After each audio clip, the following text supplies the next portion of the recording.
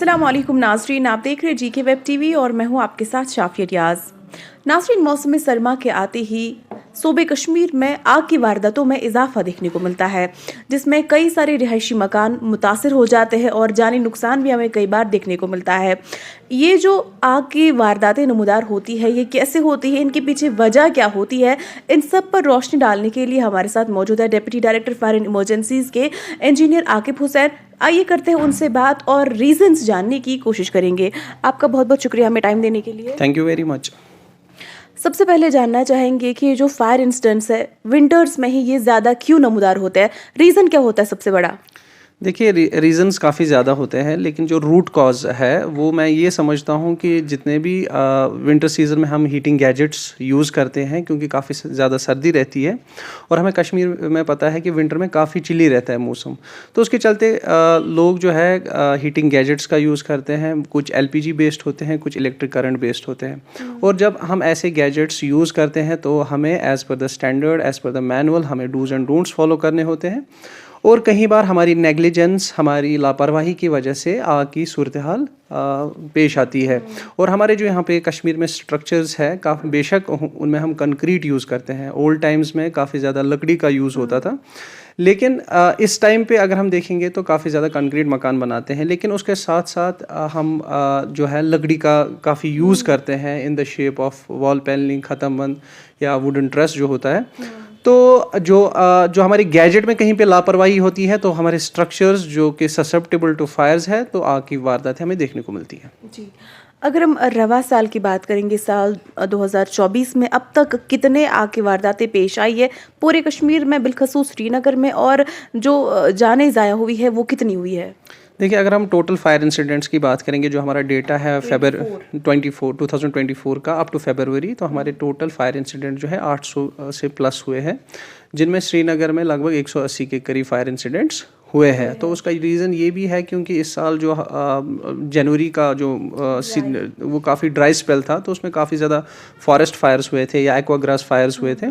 तो that was the reason कि इतने ज़्यादा फायर इंसिडेंट्स विंटर सीजन में हुए हैं। अगर हम रेजिडेंशियल प्लेसेस की बात करेंगे तो उनका कितना टोल है कि कितने मकानों में जो है आग वगैरह मुतासर हुई है? लगभग इसमें 30-40% जो है फायर इंसिडेंट्स रेजिडेंशियल स्ट्रक्चर्स में हुए हैं, या जिनमें कॉम्प्लेक्स वगैरह भी आते हैं। तो इनमें जो जिंदगी ज़ाया हुई है, लाइव लॉस्ट हुआ है, वो कितना हुआ था?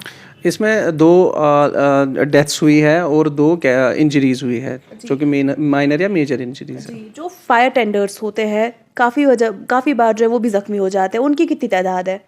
इसमें फायर फाइटर्स डेथ का टोल 0 है फॉर्चुनेटली, और लेकिन कई बार जो है माइनर इंजरीज होती है। तो एक फायर फाइटर का थोड़ी सी इंजरी हुई थी फायर इंसिडेंट में। अहम सवाल है, कई बार लोगों की ये शिकायत होती है कि हमने जब फायर टेंडर्स को फ़ोन किया था, फायर सर्विस को फ़ोन किया था, उन्होंने हमारा एड्रेस गलत सुना, वो मौके पर नहीं पहुंच पाए, वो टाइमली नहीं आए, उसकी वजह से हमारा मकान जो है ख़राब हो गया या हमारी जो नुकसान है वो ज़्यादा हुआ। इस बात में कितनी हकीकत है?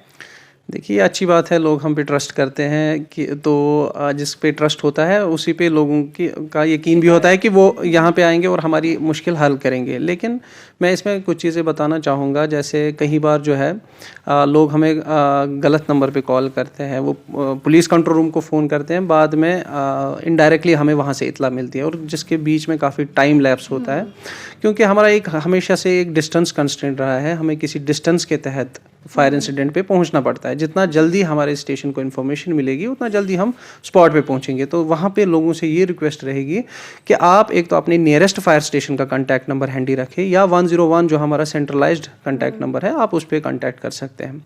और कई बार क्या होता है, क्योंकि हमारा जो टर्न आउट टाइम है 1 मिनट का होता है, हमारी गाड़ी, मैन एंड मशीनरी 1 मिनट के अंदर स्टेशन से बाहर निकलनी चाहिए। That's our protocol time.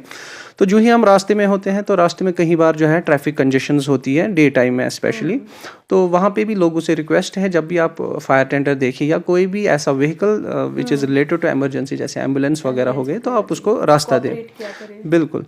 तो जब हम स्पॉट पे कहीं बार पहुँचते हैं, तो स्पॉट पे भी स्पेशली नाइट टाइम्स में वहाँ पे रॉन्ग पार्किंग्स की शक्ल में गाड़ियाँ खड़ी की होती है लोगों में, तो उस वजह से हम एक्चुअल स्पॉट जो फायर स्पॉट है वहाँ पे नहीं पहुँच पाते, जिसकी वजह से भी काफ़ी टाइम ज़ाया होता है। और काफ़ी ज़्यादा नुकसान होने के चांसेस रहते हैं, या कई बार लोग वहाँ पे कोऑपरेट नहीं करते। मुझे लगता है कि पिछले कुछ सालों से हमने काफ़ी कोऑपरेशन देखा है लोगों का, लेकिन still there is some percentage of people जो हमारे साथ कोऑपरेट नहीं करते। जब हमारी गाड़ी वहाँ पे पहुँचती है तो there is some kind of public intervention during the fire fighting operation. तो उसमें कई बार वो खुद होश डालने की कोशिश करते हैं, जिसका male female side of the coupling interchange हो जाता है, जिसको फिर रिले करना पड़ता है और टाइम हमारा ज़ाया होता है।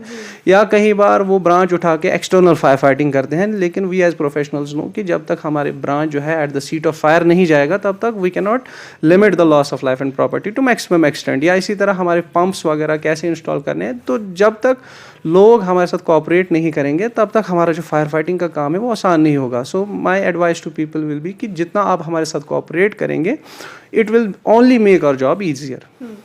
एक और ये मतलब यूँ की तो ग्रीवेंस है लोगों की। पिछली बार दिसंबर के महीने में जांपा कदल छताबल में आग लगी थी, लेकिन कम्युनिकेशन यूँ कहे तो एरर की वजह से जो है फायर टेंडर्स गलत एड्रेस पे पहुंचे थे, जब तक इतनी ही देर में जो उनका पूरा जो उनकी रिहायशी जगह थी वो मुतासिर हो गई।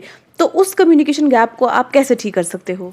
देखिए, मेरी इसमें लोगों से ही रिक्वेस्ट रहेगी, क्योंकि कई बार हमारे फायर इंसिडेंट्स मतलब क्योंकि लोग जो हमें इन्फॉर्मेशन देते हैं, हमारे स्टेट कंट्रोल रूम को इन्फॉर्मेशन देते हैं, उसी के हिसाब से हमारे फायर टेंडर्स मोबिलाइज होते हैं।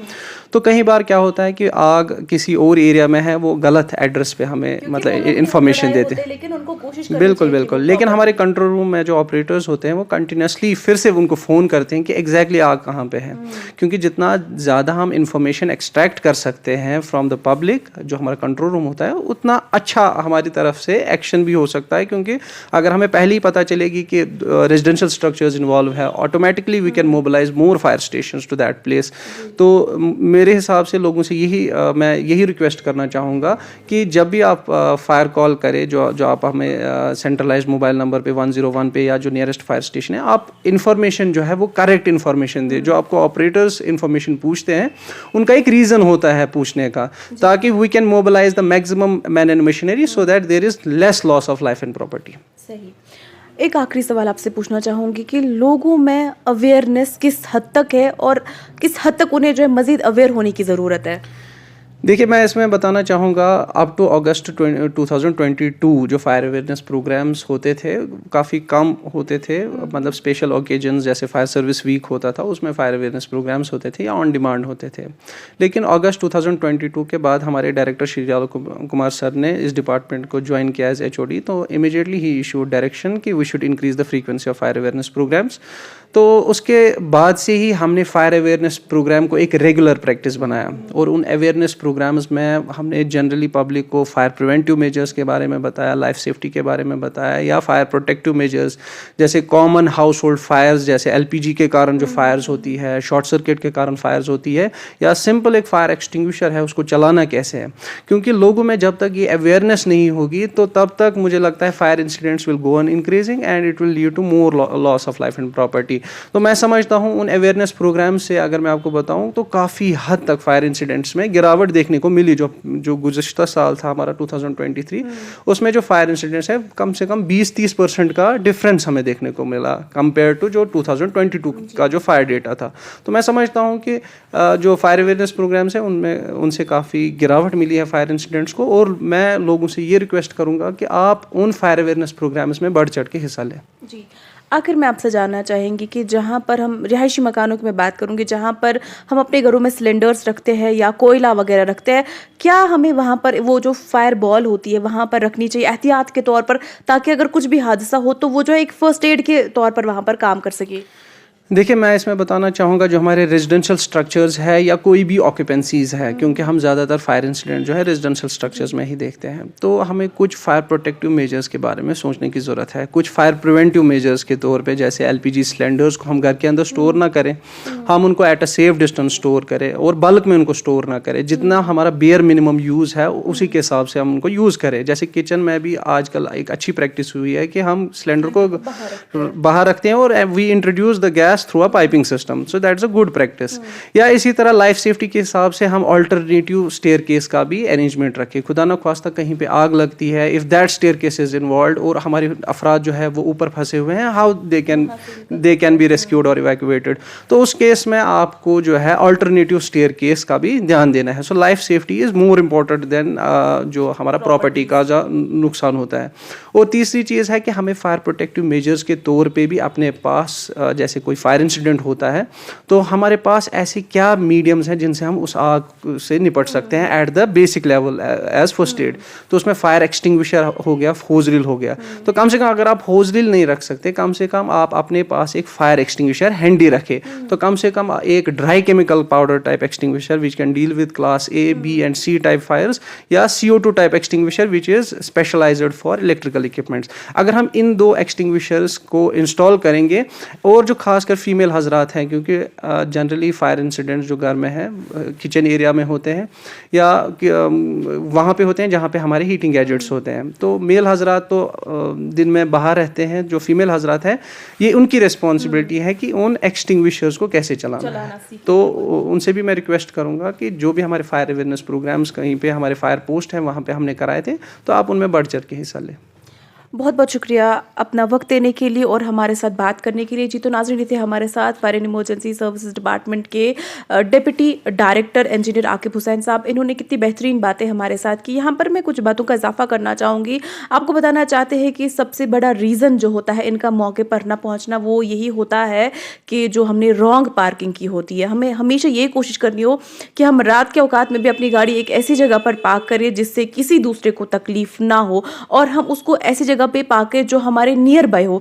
ऐसा नहीं कि हम एक जगह अपनी गाड़ी रखें और दूसरी जगह हम रहते होंगे। और ऐसे ही कुछ जो माइनर प्रिकॉशंस हमें लेने की ज़रूरत है ताकि ऐसे जो वारदात है वो कम से कम पेश आए और हमारे जो नुकसानात होते हैं, जो माली नुकसान होते हैं या जानी नुकसान होते हैं, उन्हें हम बचा सके। तो ऐसे मज़ीद अपडेट्स के साथ आपके सामने फिर हाजिर होंगे। आप मुझे और मेरे साथी वीडियो जर्नलिस्ट सुहेल नायक को दीजिए इजाज़त। अल्लाह हाफ़िज़।